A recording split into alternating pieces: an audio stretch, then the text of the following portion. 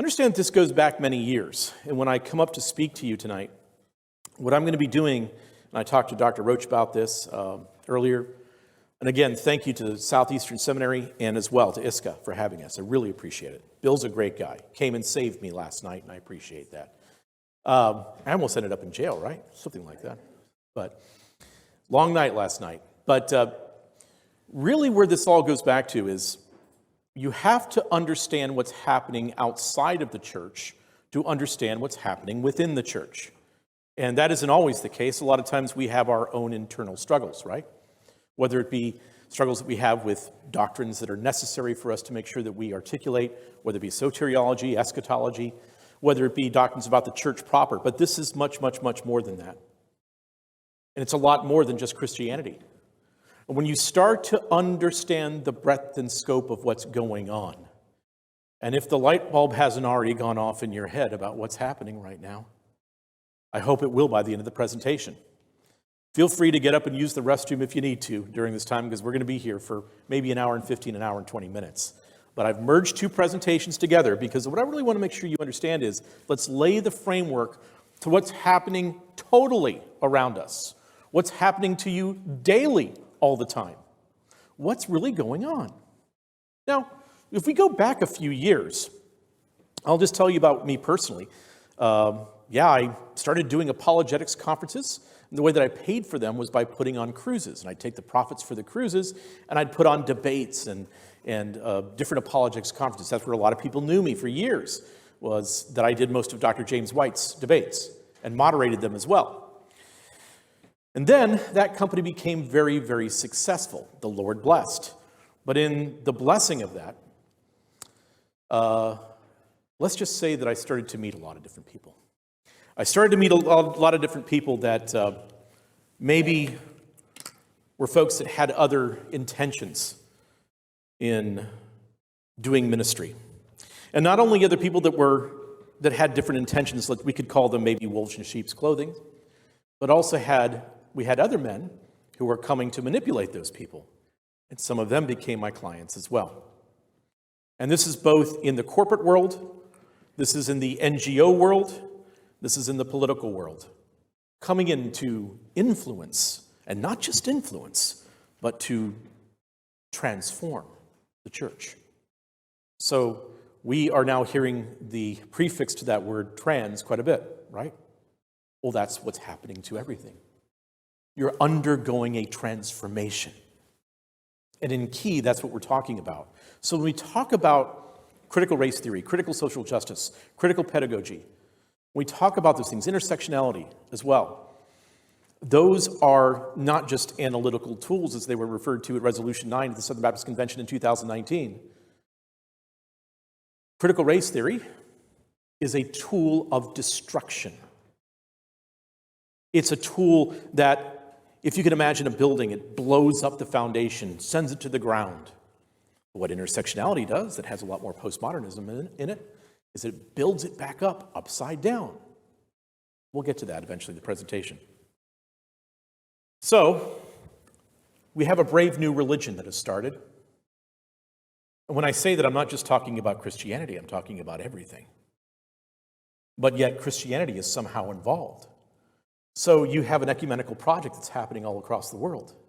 An ecumenical project that's actually something that has been in the works for many, many years, and I've sat in the meetings. And I'm here to tell you as well, folks, I'm sorry, but I participated in a couple of years. And when it hit my conscience at one point, it's like, what in the world am I doing? They're really serious about this because you've been in so many of these. I mean, a lot of you guys that have been on boards of directors of ministries and so forth, or larger think tanks, and we have all these grand ideas. They never come about. Some of them do, and some people are very serious about what they want to accomplish. So, let's go to Daniel chapter 3. You can read along with me, or you can read through your automaton, your soon-to-be part of your bodymaton, or whatever it is.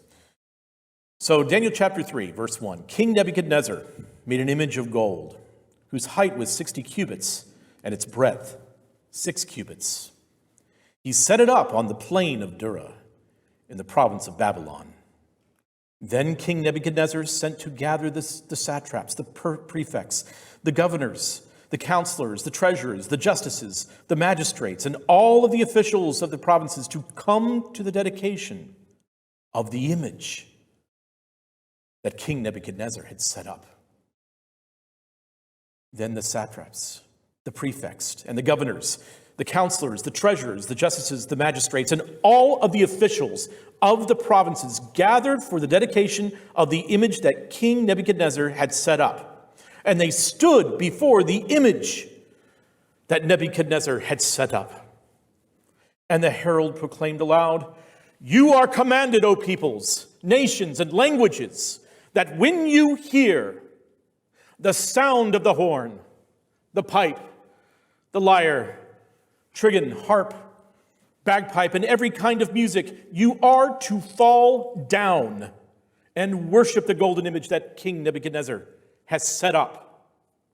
And whoever does not fall down and worship shall immediately be cast into the burning fiery furnace." Therefore, as soon as all the peoples heard the sound of the horn, pipe, lyre, trigon, harp, bagpipe, and every kind of music, all the peoples, nations, and languages fell down and worshiped the golden image that King Nebuchadnezzar had set up. Gracious and Heavenly Father, we do pray that our minds are alerted, our hearts are alerted, and our soul is informed of what things you say through your word that were meant for a time, but as well to help us to discern what we are going through now, because some things never change.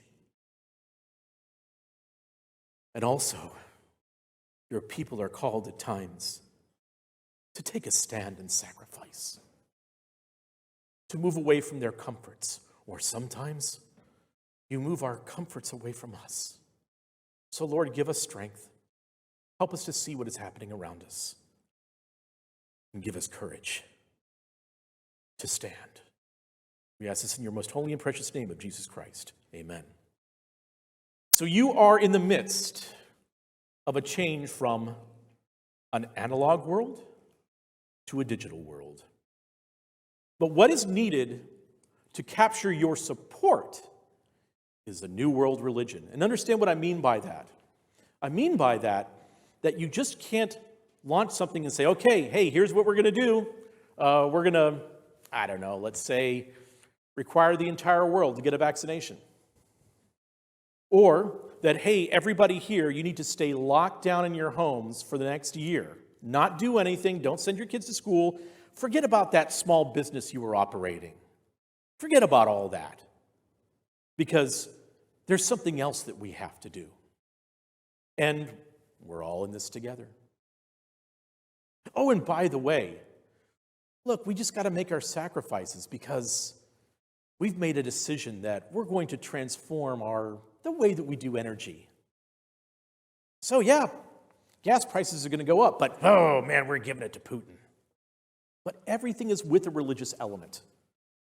There is always the sense of the person who is being sacrificed, or those who are sacrificing, the moral element that you would have to participate in that sacrifice. That in other times, if you were to go back to 2018, you would have said no. But without that moral cause, or without that fear, without the fear, you would not participate. So it's not just one religion that's being affected. It's not just Christianity. And it's not just, by the way, this is happening in Islam. This is happening in Zen Buddhism. This is happening in every faith, in every Christian denomination that you can think of. Every single one. There's only a few that have resisted. So when the president of Southern Evangelical Seminary, Phil Ginn, stands up and says, "We are not woke," that's a tremendous thing to say, because there's only a few, you could count them on your fingers, on one hand. How many seminaries are actually taking that stand? So many of them, what they do is they play the Mott and Bailey. And how many of you heard me refer to Mott and Bailey before? So Mott and Bailey is when you're making an advance, when nobody's catching on, and you're gaining ground, you're in the Bailey. So think of the medieval castles and so forth, and you have the Mott around and so forth, and you're able to get across the bridge, and you go into attack in the town and take ground. That's what you do. In between the years of about 2008 and 2018, they took a lot of ground. And part of the reason that that happened is because the men that were doing this were men that you, of course, trust. Well, I went to the big, I don't want to name a name, I went to the big Evangelical conference, and, well, of course, he was on stage with this guy, and it was fine. So I can trust that guy. I got his books and everything. Yeah, there was some sort of strange direction he started taking in about 2013, 2014. Then everybody was saying it. But if you're a Roman Catholic, you'd be saying the same thing. Because you would have had the very conservative Ratzinger, Pope Benedict in. Then all of a sudden, a radical Marxist pope who takes the church in completely a different direction. And Pope Benedict, who, by the way, is still writing and doing things today, he flew out of the Vatican in a helicopter. And as well, the Vatican lost a lot of debt that day for some reason. I don't know how that happened. Anyway. But what is needed to capture your support personally, and not just you that are religious, but to help those that are not religious to become religious? What's needed is a new world religion. This was said in 1928 in H.G. Wells. By the way, H.G. Wells did write the charter for the United Nations. That was H.G. Wells. And the name of his book that he wrote this in is called The Open Conspiracy, Blueprints for a World Revolution. And this is what he said. The character of the open conspiracy, the movement towards a world collective, will now be plainly displayed. In other words, guys, what's happening is it's going to be in plain sight.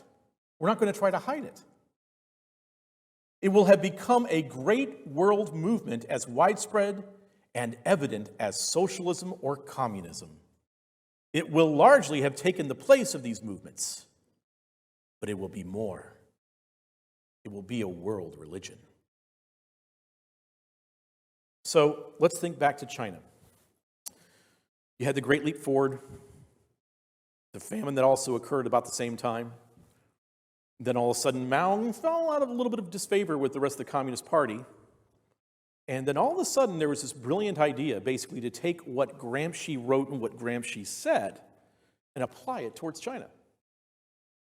So what Gramsci wrote and Gramsci said now becomes basically the framework for starting the Red Guard, who would be the enforcers, and then to begin the Cultural Revolution in China.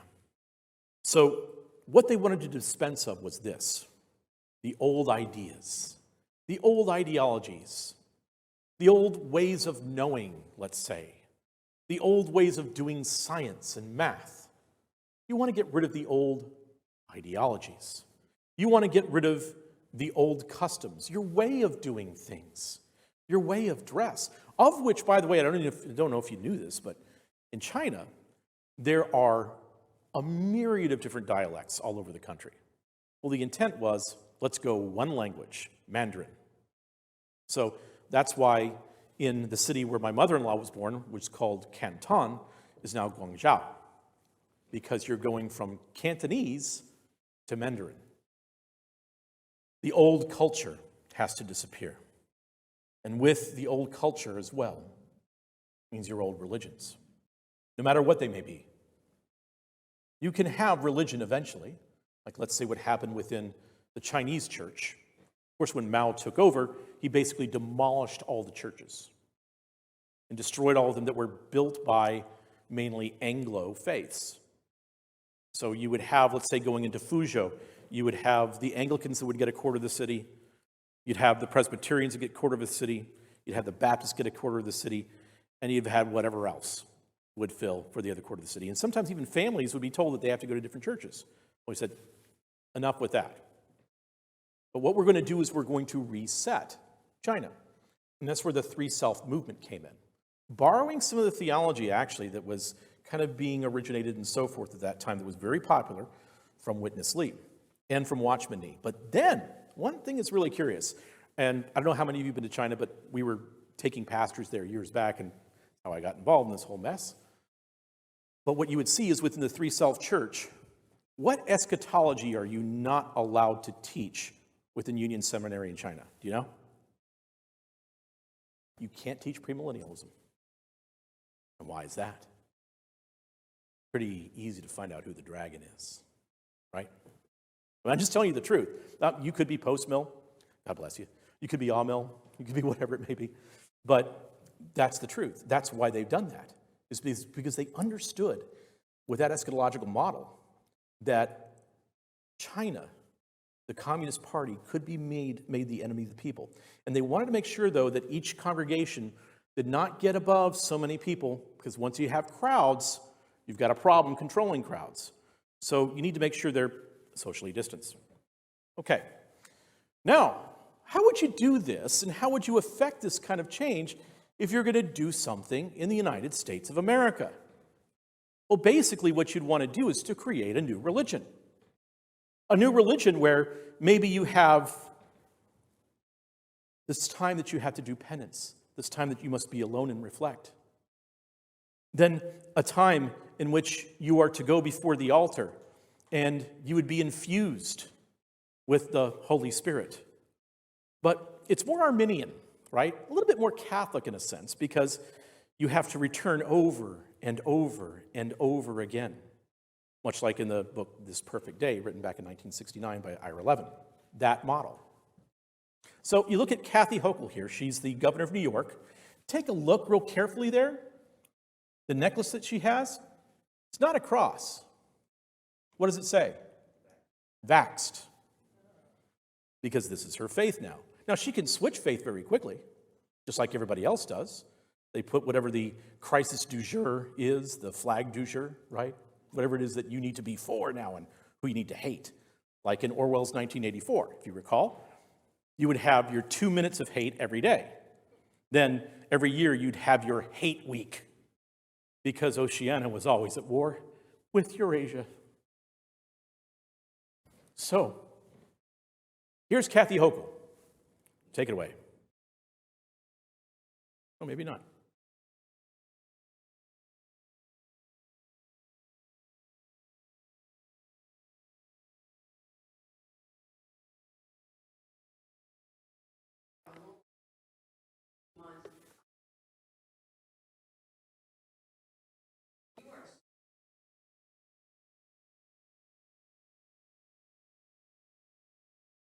You're the elect.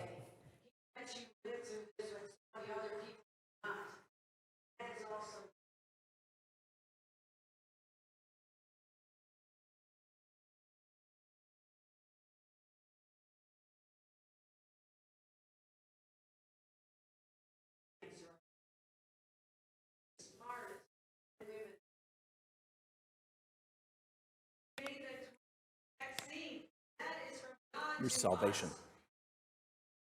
Thank you, God. Thank you. I wear my vaccination.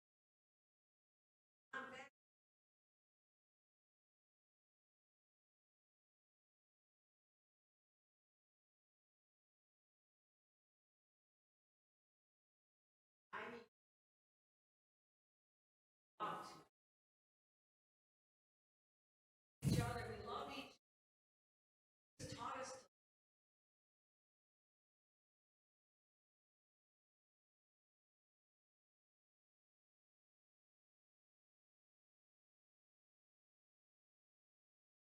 doctor's office, hospital.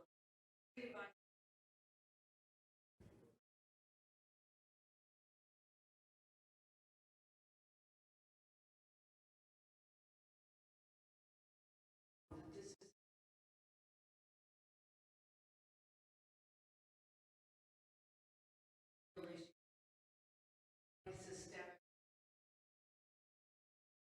I'm a denier. I will take 90 days. I'm going to have my diet and under my watch. Now, with every eye closed, every head bowed. I mean, did you see how quickly she transitioned from the one faith system to the other? That quickly. Don't be fooled by this stuff anymore, folks. people are being used to accomplish things to where they can feel good about paying $9 for gas and watching our nation go into flames with hyperinflation. Or we get to play Weimar for a little while. Don't be fooled. You got to stand up and say something. So, this all leads to something that's called the Fourth Industrial Revolution. It's a concept basically that Klaus Schwab, as well as others, started focusing in on a number of years ago. But I'm going to get to that in just a second. But here's the thing to remember first, and this is from Zbigniew Brzezinski. His daughter, of course, is on Morning Joe. But this is something that he said in 1970 in his book, Between Two Ages, America's Role in the Technotronic Era. Quote, "The Technotronic era involves the gradual appearance of a more controlled society. Such a society would be dominated by an elite, unrestrained by traditional values. Soon it will be possible to assert almost continuous surveillance over every citizen and maintain up-to-date complete files containing even the most personal information about the citizen. These files will be subject to instantaneous retrieval by the authorities." That's 1970. In other words, you have a lot of global elite folks that were, and actually Zbigniew Brzezinski and Klaus Schwab were in the same class with Henry Kissinger. But you had folks that were in a global elite saying, if you can dream it, you can do it. The old Disney line, right? If you can just dream it. And there's a reason why that exists, and we'll get to that in just a few minutes. Well, let's just go through our industrial revolutions, just so we don't forget a few things, okay? So let's go back to the first industrial revolution, where you had the invention of steam engines and steam power for the mechanization of production, steam-powered locomotives and steam-powered ships. This changed the world. You didn't have to wait for the winds to be right before you set sail, because you didn't have to set sail. You didn't have to worry about whether or not the horses were healthy and make sure you had feed for them. You just had to make sure you had coal and water to run your trains, your locomotives. Industrialization led to urbanization and better living conditions for the middle class and upper class. It led to the rise, though, of socialism and communism. The second industrial revolution was the discovery of electricity and assembly line production, the leap of 60% of the Western world out of poverty, the transportation connectivity from urban industrialization, the discovery and use of electricity in communication with radio and telephone. So all of a sudden now, we're moving into the 1920s and 30s, correct? And also we're moving into a time of war and great production and destruction. But then we transition into the third industrial revolution. And that is the age of personal electronics and computers. Extreme poverty is now limited. City centers are emptied out, and the rise of the suburbs. The age of the internet and the information age. The age of the smartphone that you always carry with you all the time, everywhere. You see, when you start talking about the surveillance state, who's the real surveillance state? It's you.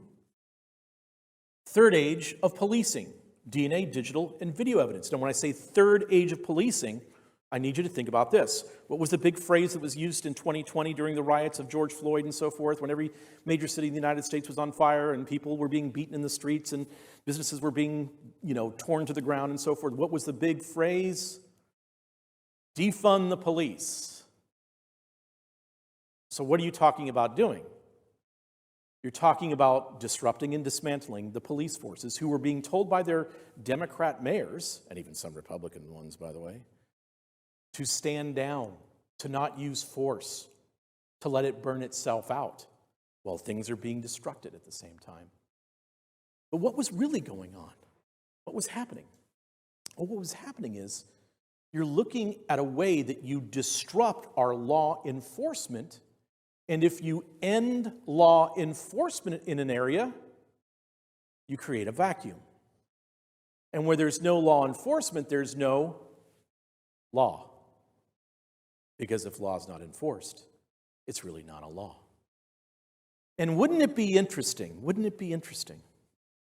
that if couple years later, all of a sudden you're creating a situation where almost everybody's going to be in poverty and not able to get food, not able to pay their bills. And by the way, and you've got district attorneys in Los Angeles, San Francisco, and Kansas City, all over the place. Attorneys generals in states as well, Minnesota, letting people loose all the time for major crimes, not even prosecuting crimes. What do you think is going to happen? You're pouring gasoline all over the floor, and you're walking around with a set of matches just ready to strike it. So one of the reasons I'm telling you this today, and why this is so important for you to understand, is because the only way this stops is if we stop it. Now, I'm not telling you how that needs to stop, but we have to stop it.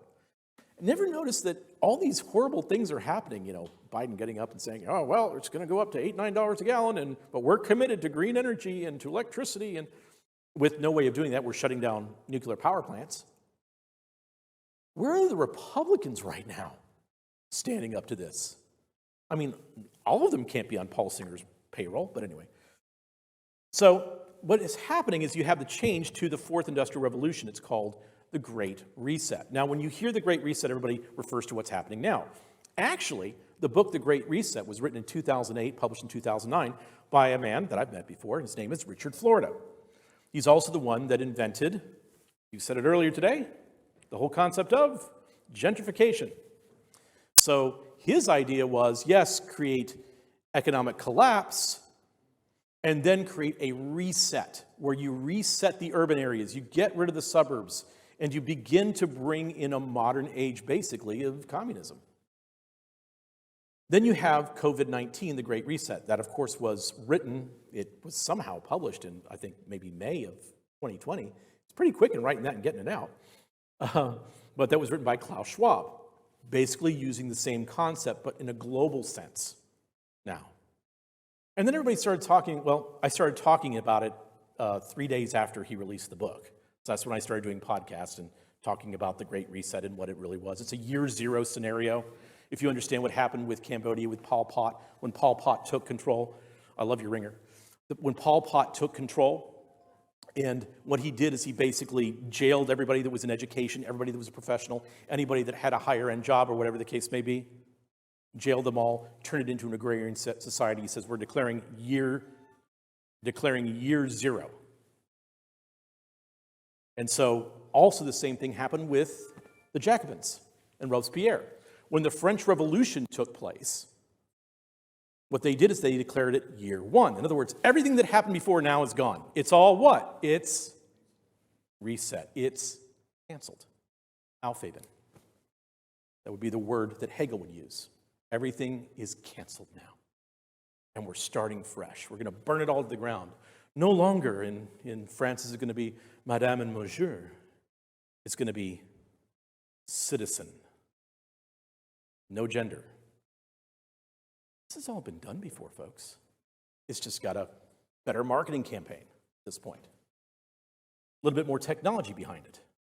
Now, also, let me just remind you of something, because as long as we're going there, what else happened in France? They said, okay, all of you churches, if you want to be with the state church, you got to get in line. So you Catholic churches, you got to fall in line with our doctrine. If you want to be a priest in France now, you got to fall in line. Those of you that are the Huguenots and the other Protestants and so forth, you got to get in line. You've got to make sure that you're doing what we're saying. But we're moving someplace with faith. It's not exactly doctrinally where you were before, because really it needs to be more about reason. But what they mean by reason is what Rousseau means by reason, which is not reason. It's alchemy. That's really what it is. And of course, I know many times people have said, hey, look, you've got a dilemma here. There's this hypothetical dilemma. Okay, if you had Hitler, Stalin, and Rousseau in one room tied up, and you had a gun with 2 bullets, and you could use both bullets, who would you use them on? And if you're smart, you say, well, unload the both on Rousseau, because if it wasn't for him, they would have come later. You can edit that out later. That is the beginning. That is the foundation of things that actually happen. It's one of those dilemma questions we all used to be asked in our philosophy classes back in college. But that's really where we're at right now. Think of it this way. I don't want to get stuck here, darn it. But think of it this way. We've been talking for the past 6 months, a year, about, especially as people start talking about what's really happening with COVID and how COVID came about and what was going on, not just in 2020, but 2019. And what you start to talk about, then even going back to 2014 and 2012, is as the process of this virus is created, is the term what? What's the term again? Gain of function. So what you're looking at from Rousseau to Hegel to Marx, from Marx then, of course, and how that is understood by the Fabians, by Gramsci, by the critical theorists. And then you're getting into the postmodernists. And then right in between there, you have Marcuse, who's really the most influential out of all of them. And then you get into the really wacky stuff that we're doing today with the great marketing that we have, where we're letting Robin DiAngelo come into our churches to preach about white fragility. And all she's bringing into your churches is, maybe we should stop calling it critical race theory. It's a bit too clinical. Just call it race Marxism at this point, because that's what's coming into your churches. So the Fourth Industrial Revolution is fundamentally different than the others because it's a religious movement. It's not about changing things around you that will make your life better and make society better, make it easier to make things, to earn a living, to be transportive across the world, to go where you want to go, when you want to go, to be able to cool things and heat things and get more information on demand. That's not what it's about. The Fourth Industrial Revolution isn't just about changing the way we do things. It's about changing you. That's what it is. Just like a religion. It's about personal transformation. Being a part of God's plan. I hope you're beginning to understand what's going on. But before we get into the what of the Fourth Industrial Revolution, it is wise to discuss the how and the why. How? Well, there was a book written by Jean Baudrillard many years ago. This was actually the book that was the basis for the Wachowski brothers, sisters, the Wachowskis, let's just say, that was called Simulacra and Simulation. Now, simulacrum means likeness or semblance. Simulation is the imitation of the operation of a real-world process over time. In other words, what he's saying is that there is this process where something that represents something becomes not that something over a period of iterations. So this is simulacra and simulation. Please feel free to take a picture of the screen if you need to, just close up and so forth, okay? The first stage is a faithful image copy. So this is the first stage of the copy, right? The first stage is a faithful image copy where we believe, and it may even be correct, that a sign is a reflection of a profound reality. This is a good appearance. It's what Baudrillard called the sacramental order. And you know where he's playing with the metaphor there, okay? So something that's very close to what it is. The second stage is perversion of reality. This is where we come to believe the sign to be an unfaithful copy, which masks and denatures reality as an evil appearance. It is of the order of malfeasance. The third stage masks the absence of profound reality, where the sign pretends to be a faithful copy, but it is a copy with no original. Signs and images claim to represent something real, but no representation is taking place, and arbitrary images are merely suggested as things which they have no relationship to. Baudrillard calls this the order of sorcery. The fourth stage is pure simulacrum, in which the simulacrum has no relationship to any reality whatsoever. Here, signs merely reflect the other signals, the other signs, and any claim to reality on the part of the images or signs is only the order of other such claims. This is a regime of total equivalency, where cultural products need no longer even pretend to be real in a naive sense, because the experiences of consumers' lives are so predominantly artificial that even claims to reality are expected to be phrased in artificial hyper-real terms. And if you've been watching the testimony of Miss Brown over the last few days, I think you're realizing that we're moving into the hyper-real. It's no longer real. If someone can't say, well, I know what a woman is. I know what a man is. I put out a tweet that I didn't expect. I was just rolling out of bed, I think. And I said, okay, look, when I met my wife in a coffee shop in Clearwater, Florida, I knew she was a woman. When I married her, I knew she was a woman. I know that she's still a woman, and I am a man. Well, that went crazy. Why is that even controversial? I mean, honestly, 20 years ago, it was like, oh, thank you, Sherlock, right? That's how we would have responded to something like that. But now it's like, oh, the mystery of it. Oh, the profundity of the fact that she's not a biologist. She can't answer that because that person's personal experience. Because, any person like Bill right now could, with magical thoughts, just become Bernice, right? And change everything. And we must accept that because that's Bill's truth. Sorry, I dead named you. That's Bernice's truth, right? Do you understand the lunacy that we're talking about? So yes, Baudrillard was a post-structuralist.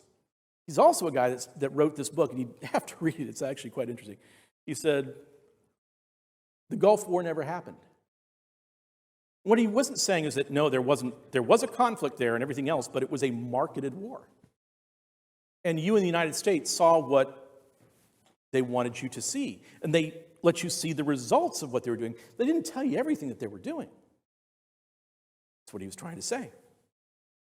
I wonder how that's working with other things that somehow have great marketing campaigns nowadays.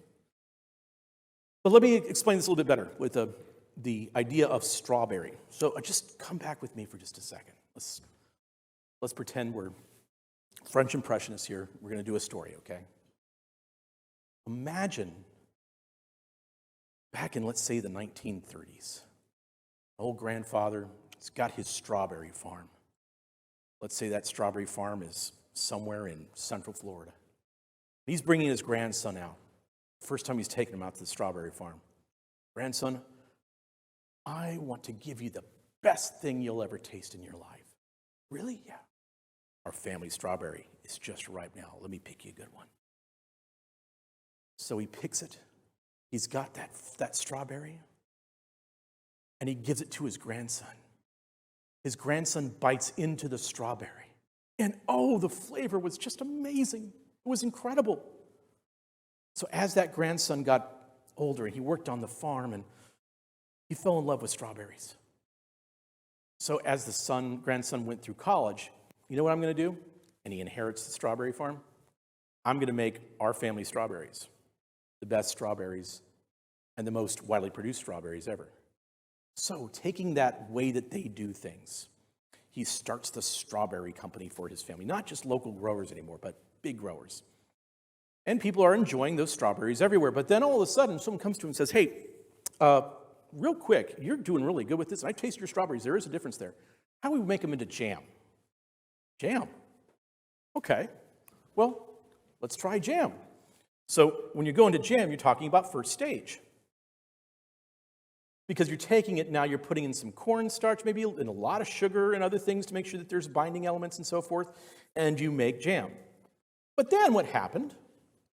After that became really successful, they said, look, it can only be really reproduced locally because it doesn't preserve really well. But we had another idea of what we could do. We could make strawberry ice cream along with it. So we're going to have to cut the strawberries and so forth, there'll be pieces in there, but we can make, okay, well, I can see it's doing that. Then the next thing that happens is, all right, we're going to make strawberry popsicles. Now, we can't have like all the strawberry in there and so forth, but we can definitely extract from the strawberry the taste of the strawberry and maybe have just a couple seeds or something so you know you're eating a strawberry. And maybe it might not always be strawberry. It's like, well, okay. Made tons of money off of that. Then finally, the soda company came calling. We want strawberry soda. We want your famous name on that strawberry soda. Sure, but I mean, how do you get a strawberry into a soda? Do you squeeze it? What do you do? Well, we found a way to chemically take those things and extract those things. And maybe if we don't find exactly what we need that would work in the soda, we can find the best equivalent of how the live strawberry, the real strawberry tastes. and we'll put that chemical in to try to match that famous taste of your strawberry. Well, there you go. I like that. Make a ton of money off that. Well, that's your fourth stage of simulacra. I want you to take that concept and think about how that has been applied in so many other things. Also within Christianity, as we go forward. Because what we're talking about in this process is alchemy. We're no longer really concerned about the scientific method. The scientific method does what? It falsifies things that don't work, right?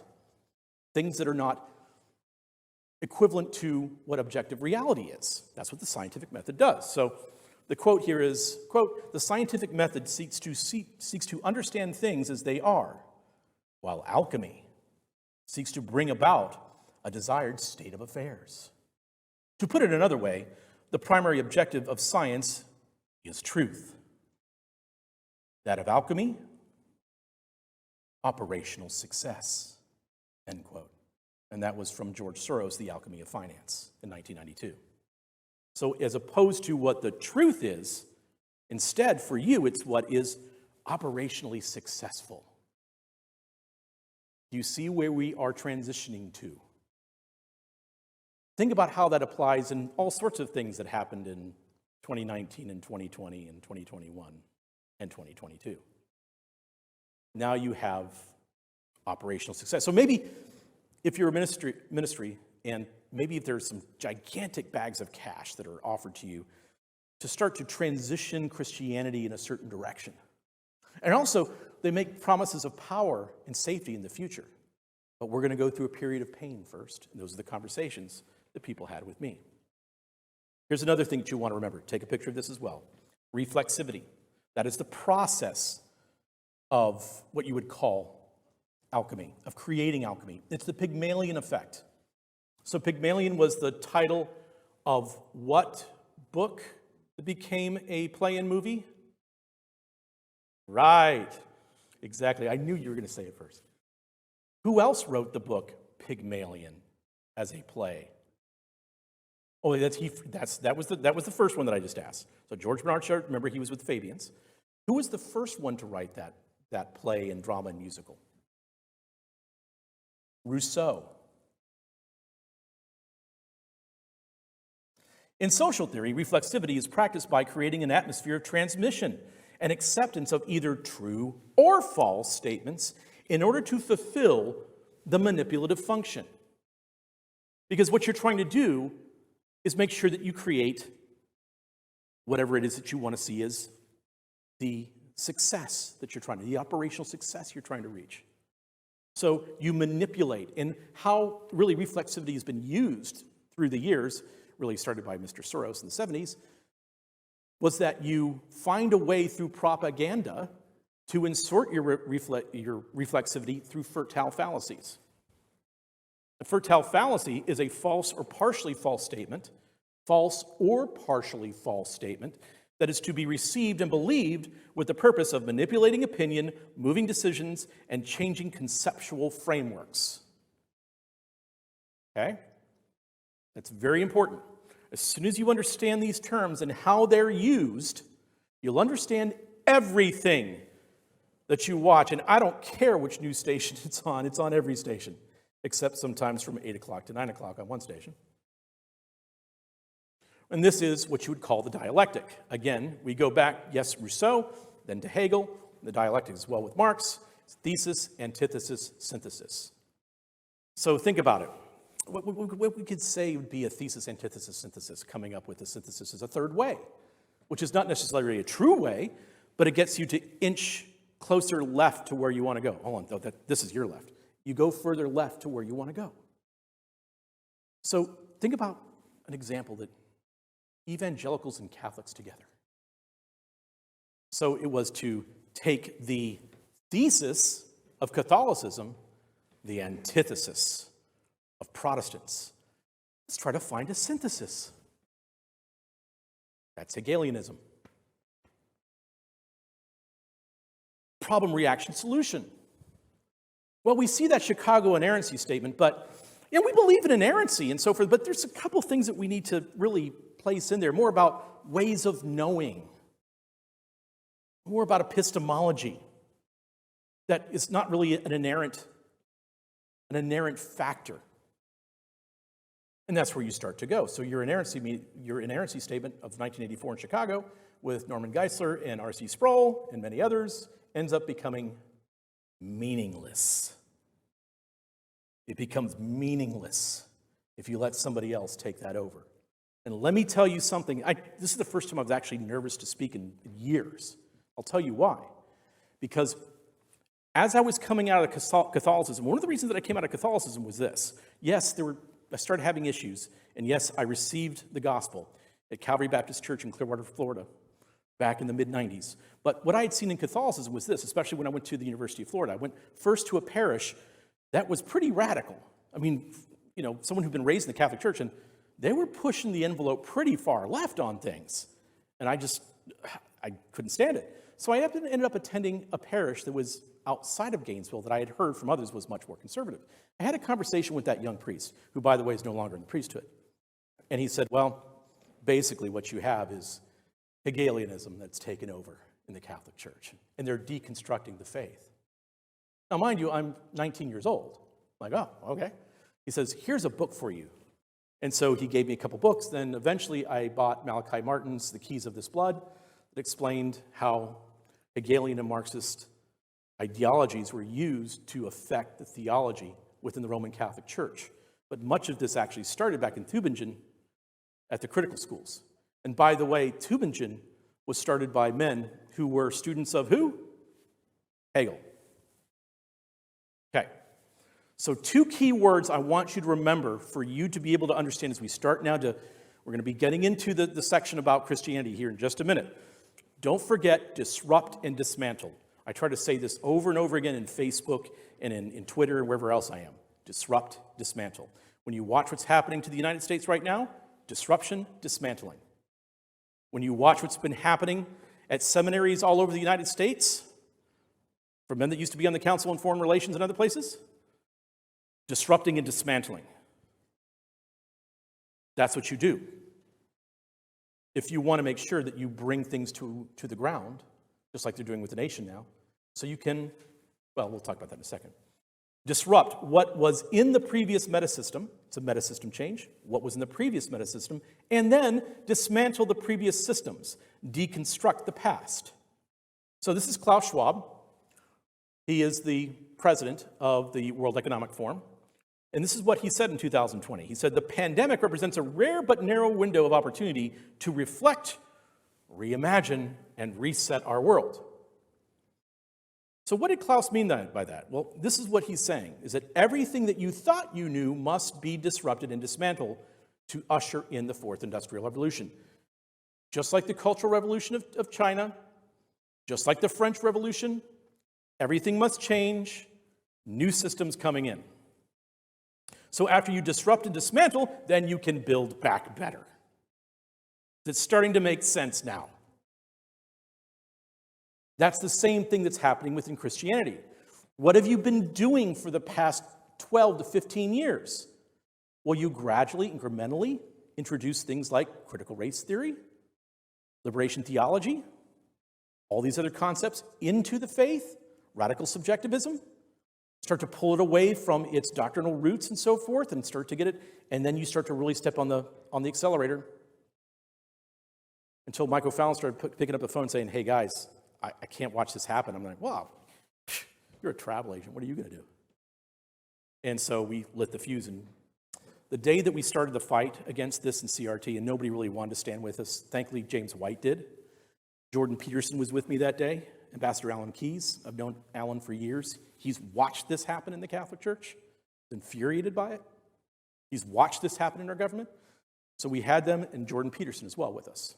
And we did that on October the 31st, 2017. That was the day that I had that conference. And I did that on purpose. And we did it in the Lincoln Library of the Trump DC Hotel. And we had, this is before anybody knew who Jordan Peterson was, we had maybe 50, 60 people going, critical race theory and whatever. That's what happened. But it was to disrupt and dismantle the church, disrupt and dismantle everything, to move us into the fourth industrial revolution.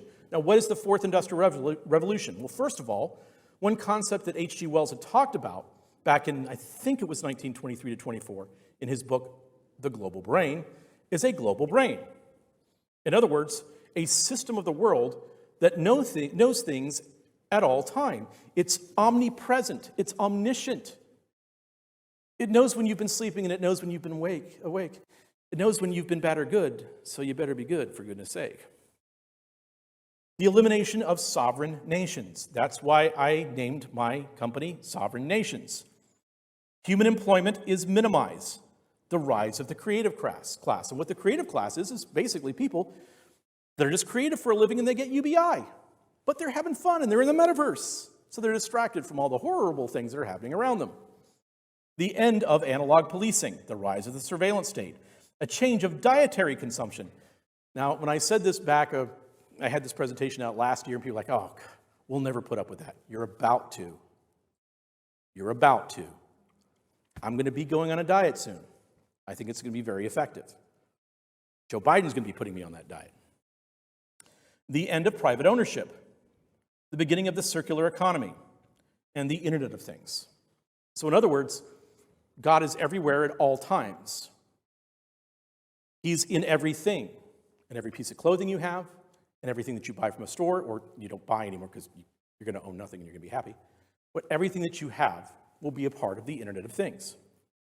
Disrupt what was in the previous metasystem and dismantle the previous metasystems, deconstruct the past, and then you end up with a supply chain crisis. Do you guys remember this past fall? All of a sudden you got ships sitting off the coast of, especially off the West Coast. Somehow Ron DeSantis was able to still make things work.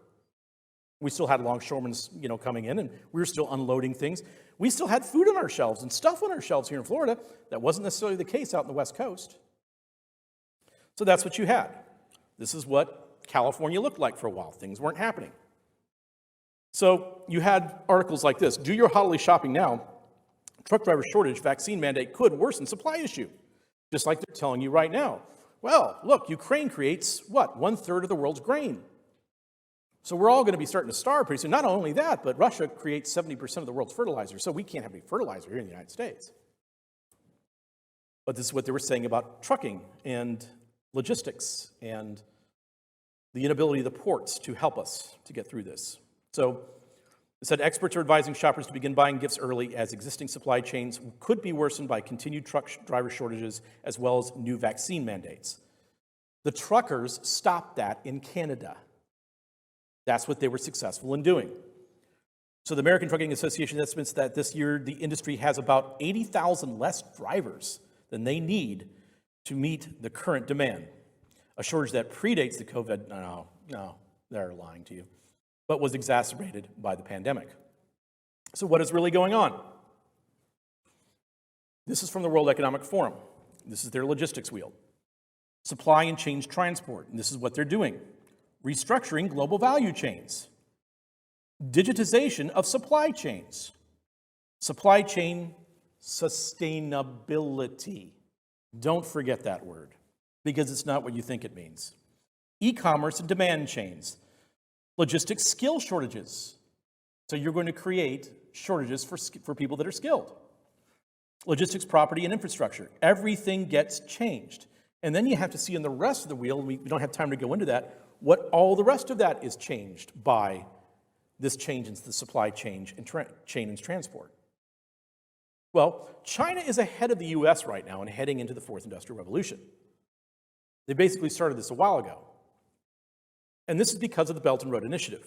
The Belt and Road Initiative, you'd see actually on the top of the continents that actually are going through the western part of Asia, and as well the Silk Road is the black line that goes underneath the Indian Ocean and as well the African continent. That's the Silk Road as well. But it's all part of what they would call the Belt and Road Initiative. Myself and my company was brought in the know of this, and as well we provided RFPs, and we already talked about we were going to be shipping out my niece and nephew to possibly Singapore, then as well even into Pakistan to help with creating the travel to get the people in to work on the Belt and Road Initiative. This is back in 2009, 2010. The Belt and Road Initiative was not announced until 2011. So we were brought in the middle of this thing. But what that is basically this. You see all where that belt road is going, both in the top and in the bottom? What China did is they came to these countries, with most of them were third world countries. They said, hey, look, we're going to make you a deal. Here's a deal. Look, your roads are terrible. Your sanitation is awful. You don't have clean water. You don't have clean medical systems. And especially, you don't have digital communication. And that's what you need. That's what you need to be a 21st century robust country. So how about this? We'll provide all that for you. You sign this MOU. Don't really, you don't have to pay us back now or anything. But we definitely want our digital communication to be what's in your country and not what comes from the West. Also, if something happens and we got to change things like our currencies, and maybe if we get off the petrodollar, get on our currency. So that's been happening since around 2010 to 2011. About 119 countries that are involved with that now. So when you hear that Russia and China and India, India thought was a foe of China, are planning on coming together for this digital gold-based, gold-pegged currency, now you know what's going on. It's not just China, but you have all the other nations that are part of this as well. The main thing that they definitely wanted was digitization, because digitization and data is the new gold. That's really what it is. Because when you know what everybody's doing, you know what everybody's saying, typing, you know every single internet place that they go to, you have control. You also have leverage. So this is one of the reasons that this is all happening right now in the United States. Now take a look very carefully.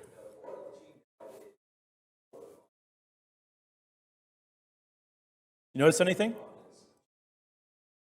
There's no humans. Not one part of it is controlled by humans. So you don't need longshoremen. So if you got a problem at the ports here in LA and in San Francisco, there is a solution to that. Just like how we followed China's lead in regards to how to take care of COVID, let's follow China's lead in this. That's what's going on. So the goal is that we must become China to beat China. That's actually been the goal for quite a while, because you could build that competing nation in Asia that would become the threat to the U.S. dominance eventually. But otherwise, the U.S. was just going to dominate. So you had to help the rise of China. So they are disrupting and dismantling the United States of America. That's what you're experiencing right now. So they can build back better into the fourth industrial revolution.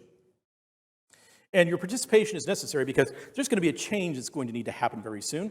In almost every lending institution, every bank, every major corporation, every Visa, MasterCard, American Express, doesn't matter what you're using, everyone is moving into ESG, environmental, social, and governance.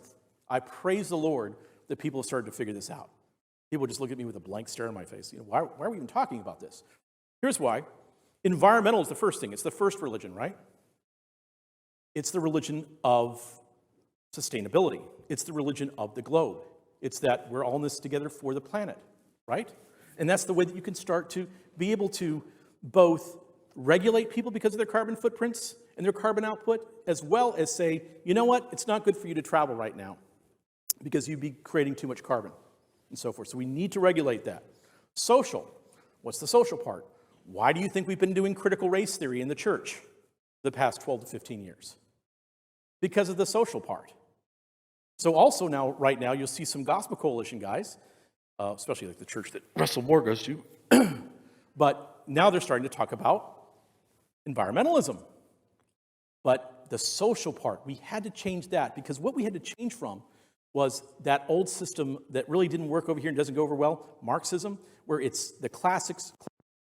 Am I still on? Okay. The classic Marxism of class consciousness, seeing the bourgeoisie and the proletariat and the unfairness of that system. Well, now you're moving into race consciousness.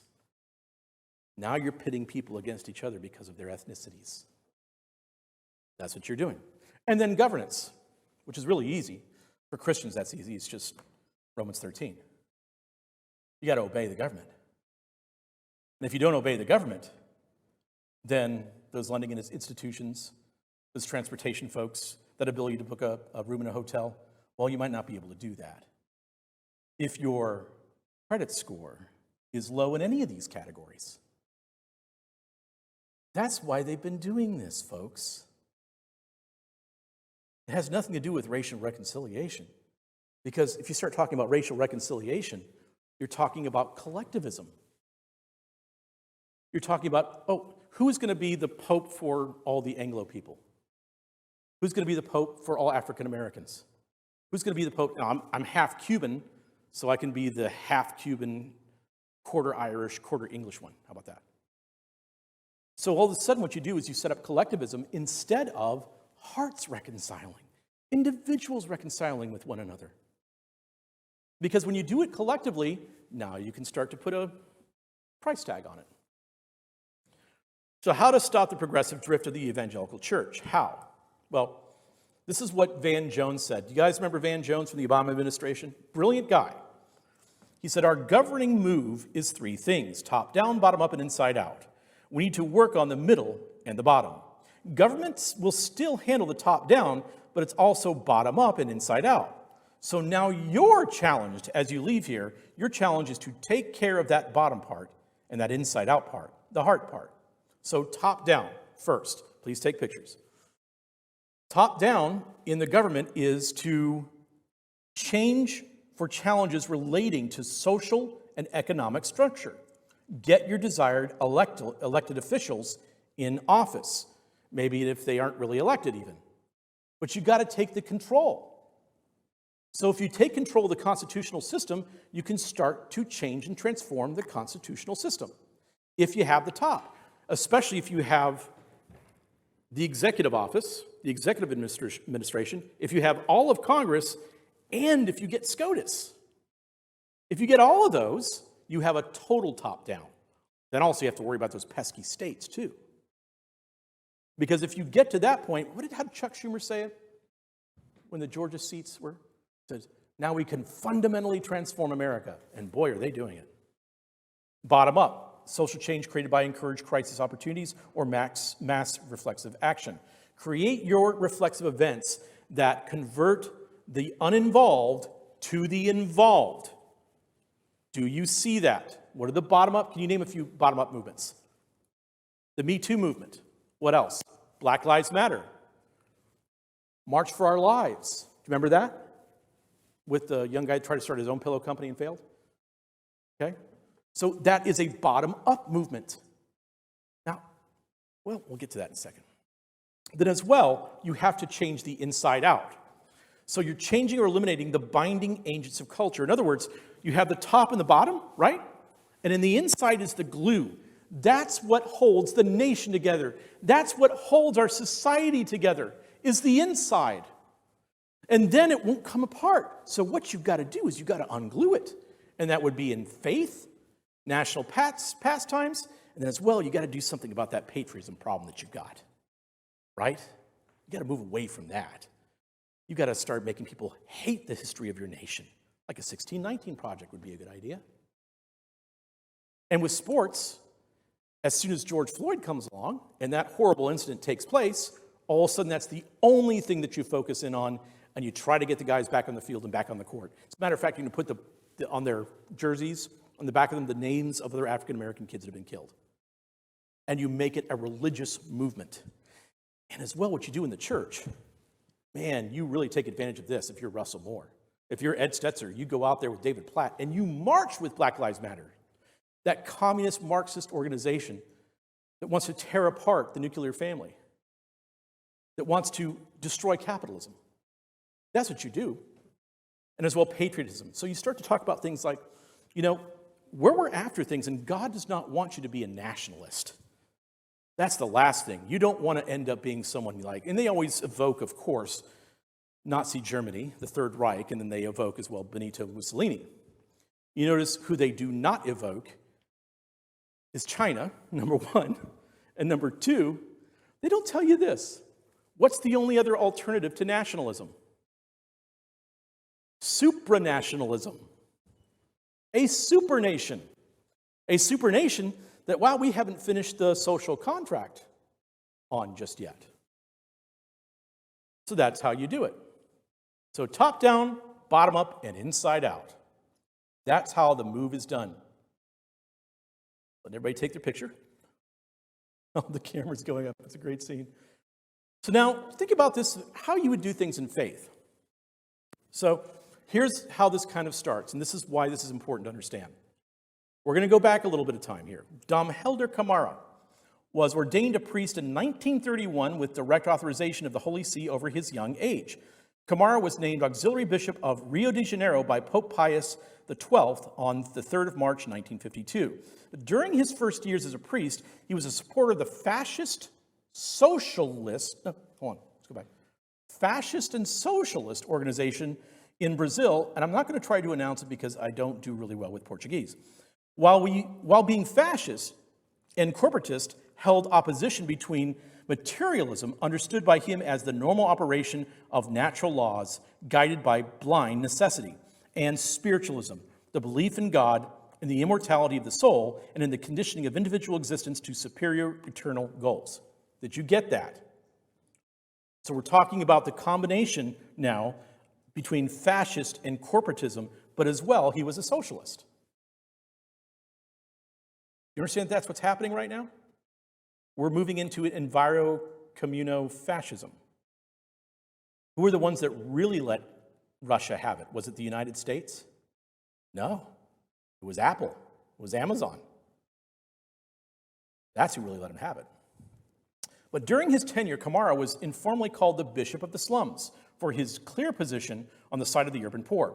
With other clerics, he encouraged peasants to free themselves from their conventional fatalistic outlook by studying the Gospels in small groups and proposing the search for social change from their readings. He was a community organizer, in other words. He was a spiritual community organizer. He was active in the formation of the Brazilian Bishops' Conference in 1952 and served as its first general secretary until 1964. He attended all 4 sessions of Vatican II, being active in helping to draft several portions. Camara was known colloquially as, how do I say that word, colloquially? Yes. The Red Bishop, due to his condemnation of the anti-communist stance of the U.S. and his praise of Mao Zedong during the Cultural Revolution. Camara identified himself as a socialist and not as a Marxist, while disagreeing with Marxism, had Marxist sympathies. He stated, quote, "My socialism is special. It's a socialism that respects the human person and goes back to the Gospels. My socialism, it is justice," he said.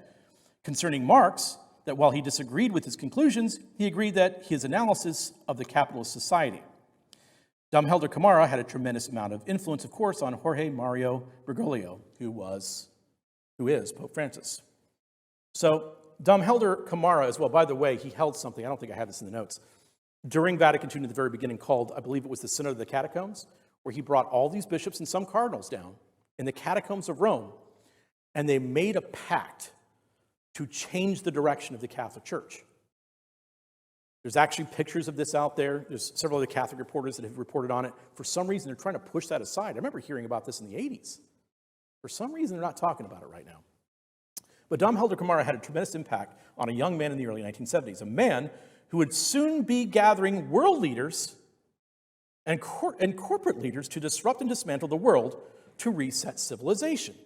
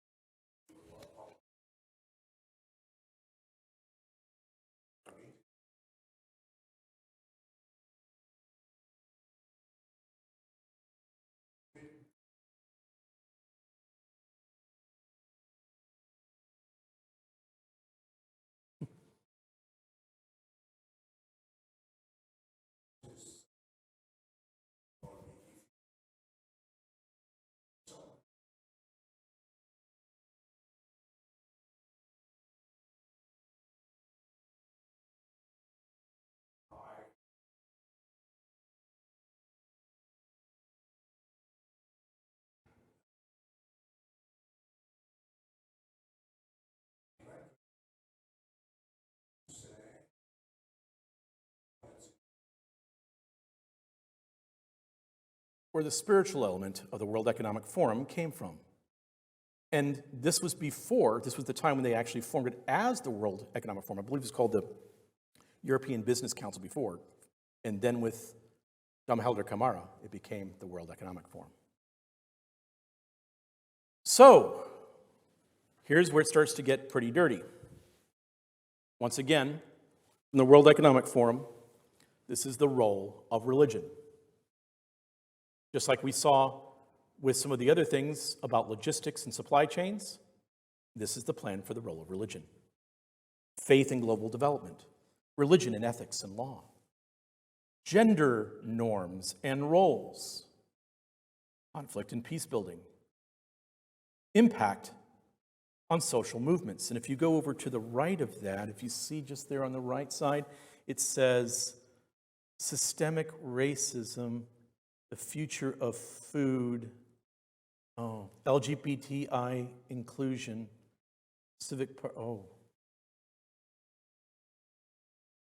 I can't say it to you any plainer than this. I held off on giving these kinds of presentations for 4 years because too many people were going to say, oh, you're crazy. Oh, that's nuts.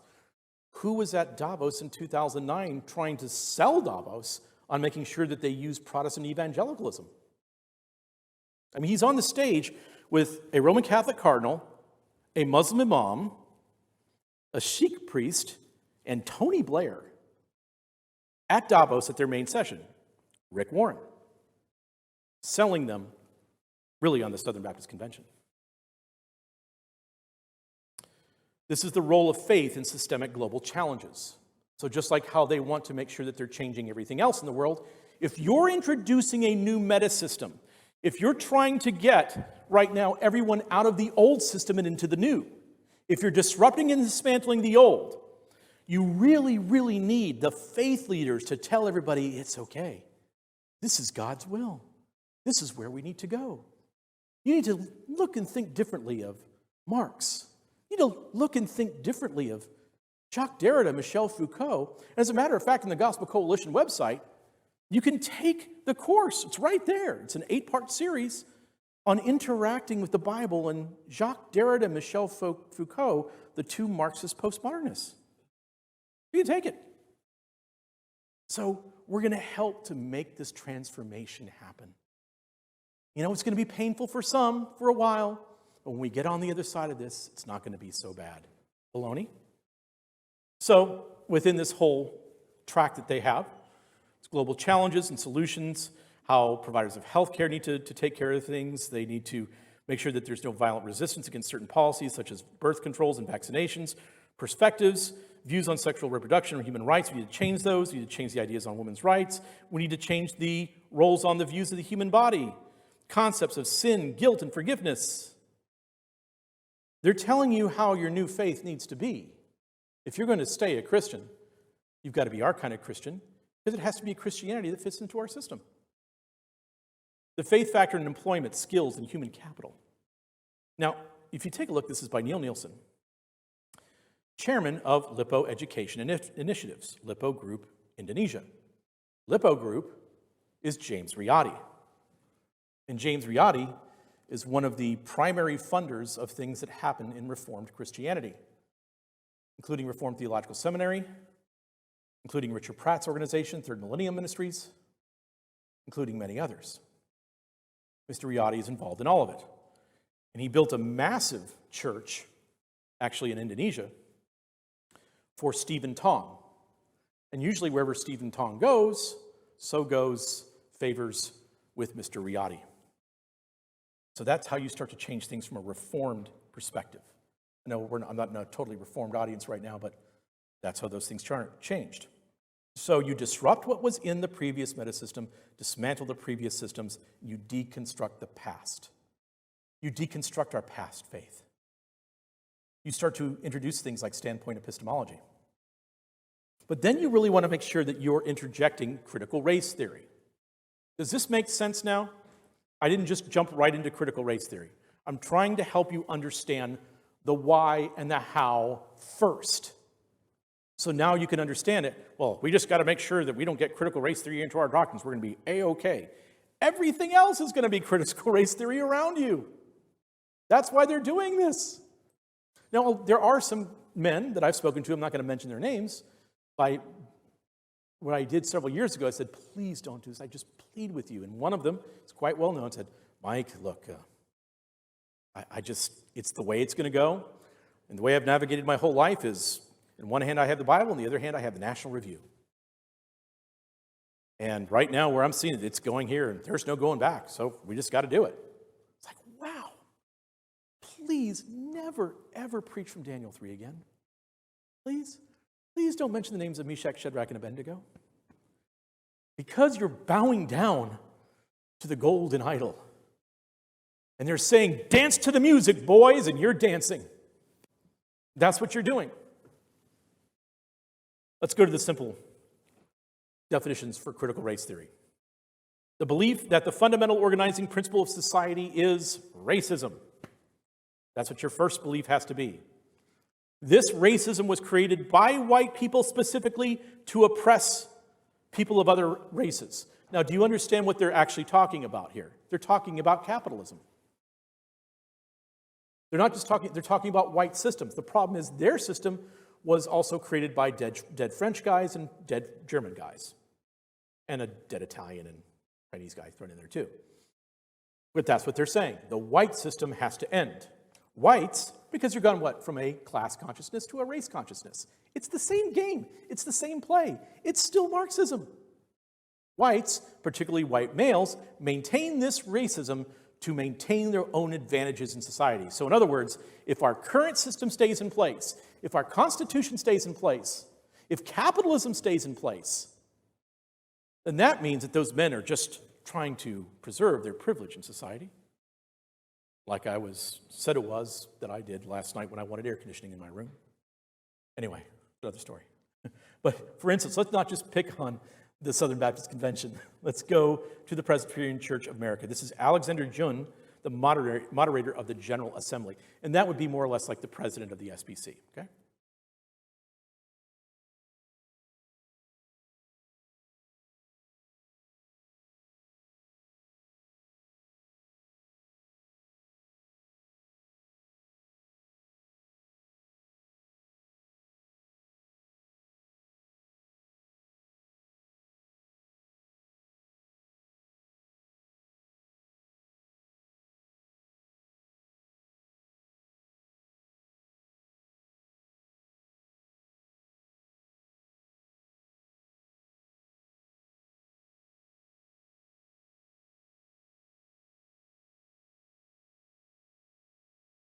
Do you understand what's happening? Once again, just like what we saw with COVID, just like what we saw with other major world events that are the crises of the moment, the crisis du jour that you must pay attention to. And you must take this side, and you can't take that side. And here's the path to salvation. It's the same play. They have created a new religion. That's what's happening. So once again, this is top down. So what you want to do is you want to make sure that in your General Assembly moderators, in your presidents of other major denominations or of cooperative churches together, you want to make sure that you always have the top down. So you get your desired elected officials as the head of your denomination or of your seminaries, because it flows that way. Men who are part of this system change, that's what you have to do. Now, this happened. How many of you have seen this video already? Wow, a lot of you.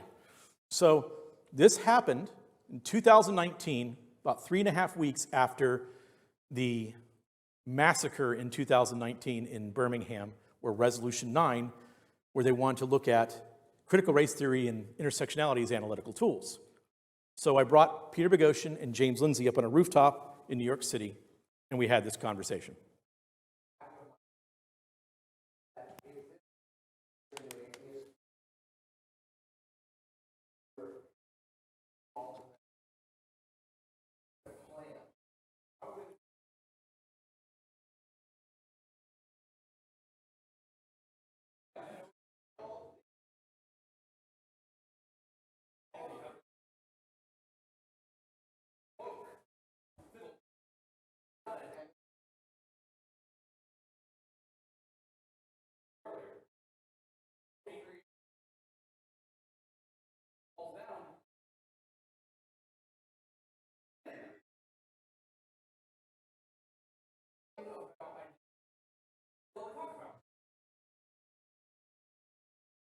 So what you do is you create the bottom-up social change created by encouraged crisis opportunities or mass reflexive actions, right? So they will take the ones that are in the popular culture. And where they don't have ones in the popular culture, where they want to really affect entryism, and that means let's get the guys that you don't want in office out, or you don't want in top out. So you create a crisis. Maybe you put it in the Houston Chronicle, and you then move out the men that you wanted out of your executive committees or out of any other kind of positions, maybe someone who's running for president, and you create the crisis. That's what you do. You create the Church Me Too movement as well. And also, you do the MLK 50 celebration, which was just a critical race theory fest. That's what it was. It was a subjective circus. So that's what you do. You have the bottom up. And then you have the inside out. Well, what makes the inside out now of a denomination or a church would be the church's epistemology, the hermeneutics, the pedagogy, and pedagogy meaning childhood education, and the culture of the church. So you want to make sure you're changing all of that by imposing diversity, equity, inclusion into your church. Like if you go to Mark Dever's church and they'll have a song from every other culture, which is cool, I guess, and then they want to make sure that they have a female minority doing the word of God and so forth.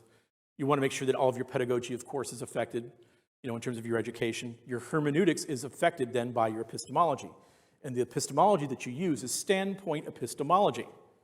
So in other words, you're saying that different races, different ethnicities, and different genders create within them and their communities different truths.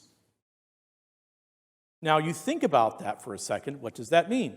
Well, in today's world, if you're using the world as your example of how to do that, how many genders do you have now? Are we at 74? Okay, how many ethnicities do you have? So how many standpoints do you have in terms of their own struggle through life and their own view of how to see the world, their own lenses? There is no God's eye view anymore. That's what they're saying. So they're saying that, well, basically what you need to do is fracture everything. Everything needs to be blasted apart. We have to make sure that we suppress what was the old culture to bring in the new. Out with the old, in with the new. The same cultural Marxism, but now in the church. That's what you have. That's the role of critical race theory. So then we had this conversation. And the reason I want you to see this clip is this. To help you understand, this is basically how to create a color revolution or a cultural revolution in any organization. So James Lindsay and Peter Boghossian are both atheists. And they saw all this happen in the new atheist movement that almost had religious connotations in the early 2000s. And then guess what happened? It got blown apart by almost exactly the same thing that's happening right now in the Southern Baptist Convention. Exactly the same. So the same play and the same plan, which they think, well, this is just what you do, is given to any organization, to any religion to do this.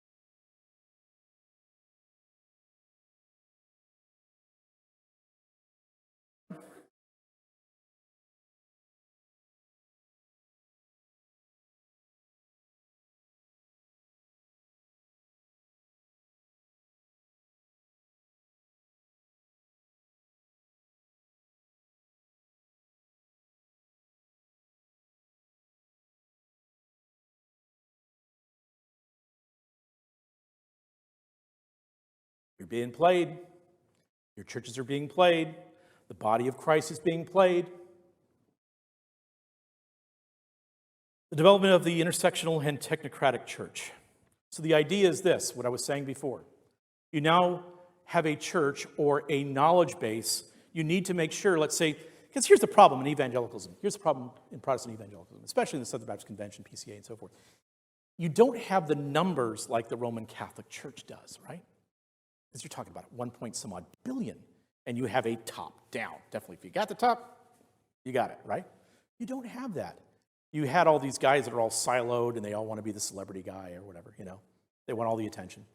So what you do, if you want to make sure you control all of them, you have to kind of create that structure without creating that structure. So you don't create a gigantic new denomination because not everybody's going to want to be a part of that. What you do is you create a coalition. That's what you do. A coalition that has all sorts of different parts, and they have all sorts of different epistemologies, and they have all these different ways of approaching things, and it's always possible to do the dialectic within it. But you move it further and further incrementally to the left constantly. Not one giant step, but a little bit at a time, at a little bit at a time, at a little bit at a time. So, in other words, you take about 3 inches until you object and go, whoa, hey, that's too far. And then they'll come out with an article from Kevin DeYoung saying, oh, that was too far. Oh, okay. And then about a month later, they'll take another 3 inches, and you're going to go, whoa, that's too far. So they'll have another article that'll come out by maybe Al Mohler or somebody else, and that's too far. Then they'll have another month or so, 2 months, and then they'll take a foot. And you go, whoa, that's it, that's too far. Oh, we need to have a discussion about this. We need to have a conference talking about this. And then before you know it, about 5 years down the road, you've gone 2 miles down the road of where you were. Incrementally, little bit by little bit. And that's how it happens. And somehow we think, well, look, we can put up with this. We'll just gather our forces again, just like we're doing right now with our country, right?